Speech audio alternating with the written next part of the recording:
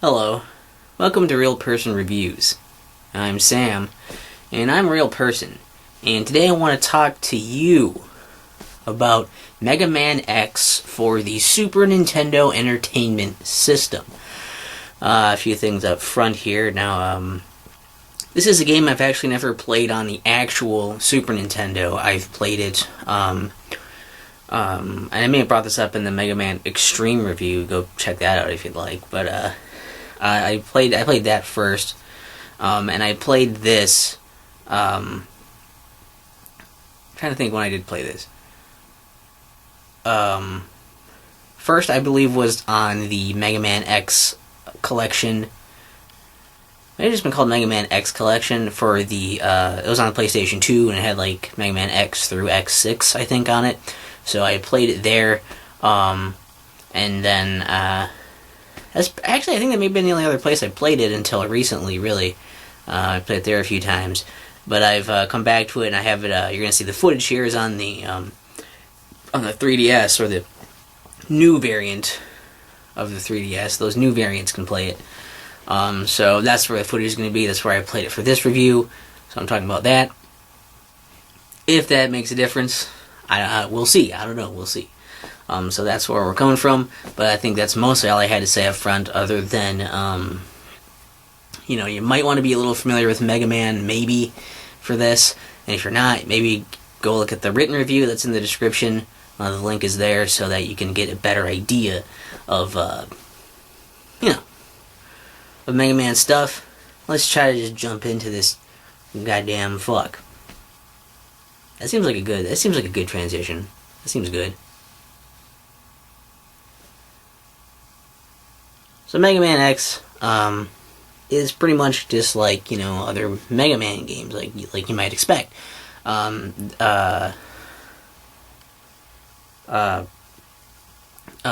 guess I'll start with the story. Sorry, I'm a little scattered. I just finished writing the review, but so plot stuff is pretty basic. Like, it's in the future, even further than the Mega Man universe. You play as the main character X, who looks a lot like Mega Man. And basically the idea is that you're a group of robots called Reploids. They're like sentient, they can think and feel and shit. And it's like basically a sect of these robots, of these Reploids. They went crazy. They kind of turned and they started trying to kill people to try and rule the world. So it was like just these robots can rule the world, and they're known as Mavericks. They've gone Maverick. And so there's also then been a counter group that has been trying to stop them from destroying humanity, and they're called Maverick Hunters, of which X is one of those. And that's probably not grammatically correct to say it that way. And the other one is Zero, who is supposed to be like because X is just a rookie hunter, and Zero is supposed to be more of a veteran hunter. So that's he's a friend. He's like a red robot guy. He looks less like Mega Man, but you can see artistic similarities, I guess. Point is, both of you are basically trying to find the leader of these Mavericks, who is someone who actually used to be, I don't know if it's explained in here if he used to be a Maverick Hunter or not or anything, but he's basically all we know from this game, as far as I know, is that he's the leader of the Mavericks. His name is Sigma. He's a pretty badass, strong robot man who's leading all the other robot men and creatures and what have you. That's the plot. It's not super deep, but it's a little bit more than just. It's hard to believe that it's a little bit more than just a classic Mega Man type stuff. So that's basically the plot. You can look further into it yourself. Gameplay is pretty similar to original Mega Man in a lot of ways. You can, there's an intro stage, which is a bit new here. And you'll go through there and you kind of get acquainted with the controls and whatnot. You can still run, jump, shoot. You can charge up your gun to shoot a larger shot that's more powerful. So there's all that going on. And then after you beat that, you go to the select screen. There are 8 bosses who are now actually like robotic animals that have some kind of elemental or power, some kind of theming there. Mostly elemental stuff, but they kind of stray from that a little bit here and there to make 8. sometimes. So you get the idea. And so you select whichever one of those you want to do. You go through their stage. You know, running, jumping, shooting. A new feature actually to your controls actually is that you can do these thing where, like, if you go towards a wall and you keep holding towards the wall, when you jump at it, you'll slowly slide down it. And if you hit the jump button while you're sliding down the wall, you can jump off of it. You can jump away from the wall, or if you keep holding in that direction, you can jump back up to the wall and kind of make, an ascent up the wall in this manner. But you go through the stages. If you get through all of that and fight all of the robots and whatnot in the stages, you get to the boss. Then you have to beat the boss. If you beat the boss, you get a weapon based on their power. And you have a limited amount. You can only refill it with ammo and whatnot. And each boss is weak to another boss's weapon. So you can use that to your advantage. That's all pretty standard stuff. A couple differences here, also additions, is that in every stage there is you can get a heart tank, which permanently increases your maximum health. So every one of the stages has one of those hidden in it somewhere. There's also 4 sub tanks. So 4 stages will have a sub tank, which if you get that, it's kind of like an E-tank, except that because you can use it whenever to heal yourself, but to fill it up and to refill it, you actually have to collect the health pickups while you have full health, and you keep slowly filling those up. But you always get to permanently keep those on you. It's just that you have to refill them once you use them. And then there's, in 4 other stages, there are armor upgrades. There's one for the head, the arms, the feet, and the body. And they give you some special abilities for, having those. I don't really want to spoil too much of that, but part of this, I think, 2 things I do kind of have to bring up as part of the mechanics for those. I think they're kind of important. One is the leg one, which you have to get, so it's not really a spoiler. Eventually you'll find it, and it's in it's partway into a stage that you can't get around it. So you'll have to get it eventually to beat the game. And the leg upgrade gives you the ability to do this short-range dash. You can just dash forward at a high speed really quick for a short distance. You can use that to, if you jump while you're doing that, you can actually get a lot of distance on your jump and have a lot more control really quickly in the air during that jump. And you can use it when you're doing the wall jumps, so you can have more distance off of the wall as well. So it's kind of used for those things, and that changes up the gameplay a bit as well. And then there's the gun upgrade. Is significant because with the gun upgrade, you actually can charge up every one of the special weapons, and they have a different secondary fire with that charged up shot. So I think those are worth bringing up. And you beat the 8 stages. Once you go through all those stages, you unlock the next set of stages, which you have to do in order. And they're Sigma stages, basically. There's just, you go through and you fight your way through these more challenging stages, and at the end you fight some kind of unique boss that you don't get a power for, because you already have the main boss's powers and whatnot. One of the stages does have a boss rush kind of thing, where you have to go refight all of those robots again, and then there's a final showdown with Sigma. So it's pretty standard Mega Man stuff, but the new mechanics, there's new aesthetics, slightly different art design. It's a new take on the old style, essentially. And that's kind of what's awesome about it, is that there wasn't really anything all that wrong with original Mega Man, other than it was it's getting a little stale, I guess, at this point. So to see them do this jump, and it's not a crazy jump for the series, but it's enough things that are being, polished and changed that it feels like enough of a change to still be fresh and enjoyable, while you're still able to enjoy what you've always enjoyed about the other Mega Man games. I think the art style is really nice. I don't really like the Super Nintendo aesthetic that much, but I think the art style here looks really cool for a lot of the designs of the characters and the locales. So that's pretty significant for me, as someone who usually wouldn't like that stuff. And then there's the design of the bosses are cool also, or it's they're based on robotic animals instead of robotic guys. So basically robotic animals with some kind of special power, and usually that goes into their theming too, where it's it's not just they happen to use like fire or something, but it's like they're using fire and also they're this kind of animal, so that kind of dictates what, you know, those two things will kind of dictate their stage and their movements, you know, or like their patterns when you're fighting them. So that's really cool. I think that the bosses themselves are pretty fun fights too, because like it's a pretty good design of like most of them you can actually beat just with your buster if you're good. If you can figure out their patterns and you're good at dodging them, you can actually probably beat all of them with just using the buster. But if you need to use their weaknesses, those are there and those are still pretty effective. And that means that you can also, you know, because you don't have to rely so heavily on them for all of the fights, you have a little more leeway to use them during the stages too, to make stages easier, rather than having to rely solely on your buster for those if the stages are tripping you up. But none of the bosses seem like ridiculously hard. I don't feel like any of them are ridiculously easy either, because like some of them are kind of easy once you figure them out, but that's pretty much any boss essentially. So I think they're all done pretty well for that. Music in this game is awesome. Another thing where it's like I don't usually like the sound chip of the Super Nintendo that much, but a lot of the sound effects in here are cool, and the music tones they use, like the music itself is already pretty awesome.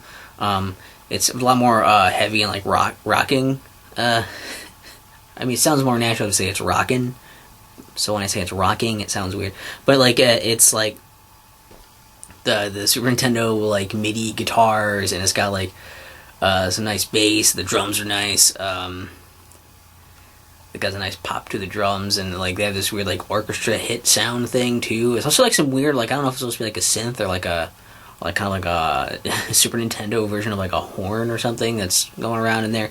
They got some cool instruments and like tones happening along with the cool songs. So like that's all like really good. That stuff's it's just, again, it's a lot of polish on this. Even this, the gameplay itself, it's very fluid. It's very tight.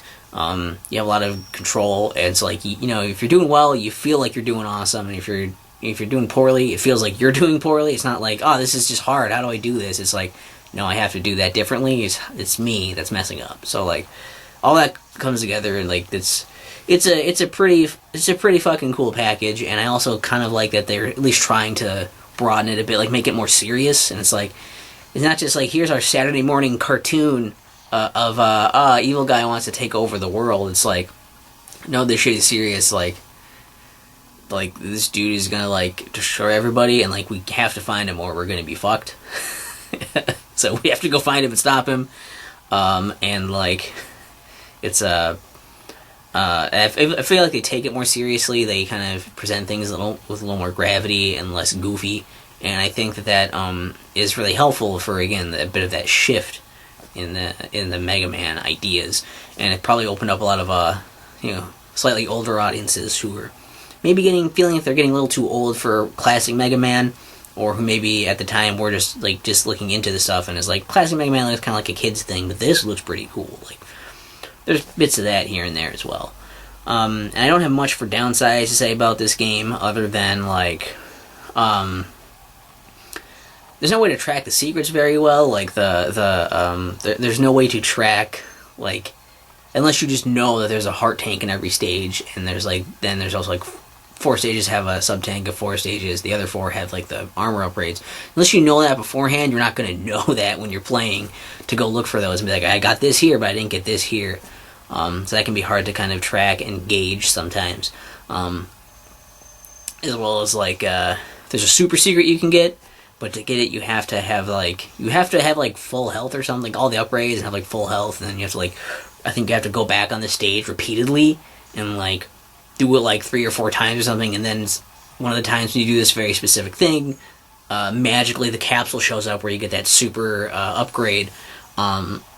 You wouldn't be able to find that out without the internet, or maybe a guidebook somewhere, maybe. Or if your friend happened to know about it somehow. It's probably not going to happen by chance, just because of who's going to repeat that many times by chance just to find that. It's not very likely at all. Even just the first, for the first fights too, it's like some of the fights can be tough if you don't have the leg upgrade, which you do have to get eventually, but if you don't start with the stage where you get the leg upgrade, it's like, okay, well, I didn't do that first. Now it's just really hard to maneuver in a lot of these places and do a lot of things. Also, that boss is the easiest one to fight first, So it's kind of almost implies like you should do this stage first, but the game really doesn't do anything to tell you that. So essentially, you could have a harder time with a lot of other parts of the game before you even go to that stage. I don't know.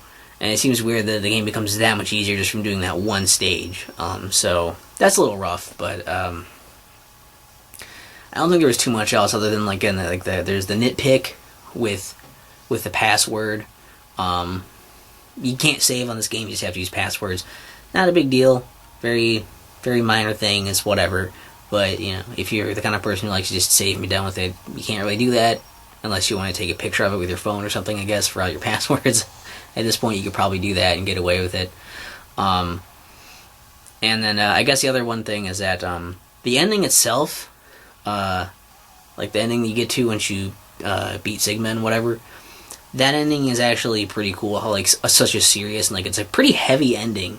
Also, again, kind of hammering home that's this isn't classic Mega Man anymore, where you save the day and everything's good in the world now. It's it's kind of like a weird that's the ending. I don't want to spoil it, so I'm not really going to say specifically, but I will say it's specifically not that. And then but there's the post credits thing that's basically a teaser that there's going to be another game, I guess. And that thing is kind of cheesy and stupid, and I feel like it takes some of the weight away from that. Not all of it. It's it's just a teaser thing at the end, but it's kind of lame and stupid. So that's Mega Man X. You probably didn't need to watch this video to figure out that Mega Man X is fucking awesome. It is. So if you're a Mega Man fan, you definitely got to pick it up. Even if you're just a fan of the Super Nintendo, or you the run and gun shooting games, again, probably want to check that out. It's a really good game, and that's a good way to get into the Mega Man X series is with the first one. It's just done so well. There's it's a treat to play. You play it and it doesn't ever feel you don't really feel oh, what a dated thing this is. It always feels no, this is still really fun to do. It's just it's enough challenge and enough fun, and it's got a good mix of actually being a game that you're playing and also being a cool thing you're experiencing without trying too hard to overly be no, I'm definitely a game, or no, I'm definitely this cool experience. It's just it just effortlessly does that. More effortlessly than I can say the word. So it's great. And I would say just recommendations also for price point. I don't know how much it goes for the actual thing. I think it's probably still pretty expensive to get for on the actual Super Nintendo.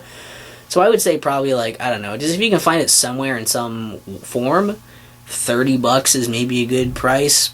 If you're a big Mega Man fan already and you haven't played it yet, maybe something you might be able to go 35 or 40. And I wouldn't recommend paying a whole lot for I wouldn't recommend paying a ton for most games anyways, but just for a few bucks, it's a pretty good price for what you're getting for a Super Nintendo game like this. So I guess we'll just see what happens with the Mega Man X2 if I ever get there. Leave stuff in the comments. Do that too. I don't know what to say. I never know how to end this shit.